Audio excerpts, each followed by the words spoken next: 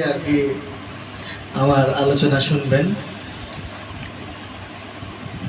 আমার যেটা মনে হয় যে আসলে আল মাহমুদের এই যে কবিতা নিয়ে যেগুলো আলোচনা করছি আমরা, সেটা না করে যদি আমরা তার লেখা পাঠ করতে পারতাম একটার পর একটা, আর সেটা উপভোগ করতে পারতাম, শুনতে পারতাম, তাহলে মনে হয় আরো বেশি ভালো হতে পারতো ব্যাপারটা। যেহেতু কথা বলতে হবে, আমি একটা লেখা দিয়ে শুরু করতে চাই। প্রথমে আল মাহমুদের একটা কবিতা আছে, গ্লোবের পেটে কান লাগিয়ে খোকন শোনে কান্না, বিশ্বগোলক ফুপিয়ে ওঠে আর পারি না আর না, মানুষ নামের বিজ্ঞানীরা আমায় নিয়ে খেলছে, আমার সাগর পাহাড় নদী রোলার দিয়ে বেলছে, ক্লোরোফিলের সবুজ ভরা ছিল আমার গাত্র, সাগর ভরা ছিল আমার লবণ জলের পাত্র,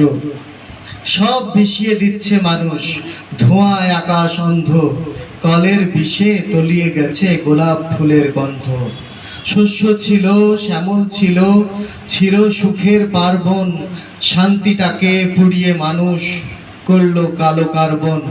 পক্ষী কাঁদে পুষ্প কাঁদে রসায়নের রান্না, বন্ধ করো আর পারি না আমি। আল মাহমুদ বলে হয়তো এইভাবেই বলতে পারলেন বিষয়টা,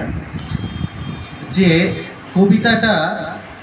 এখনকার লেখা না, কবিতাটা লেখা আরো অনেক বছর আগে,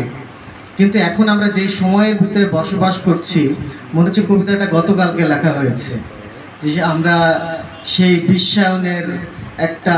খুব উন্নত সময়ের ভিতরে আমরা বসবাস করছি। আর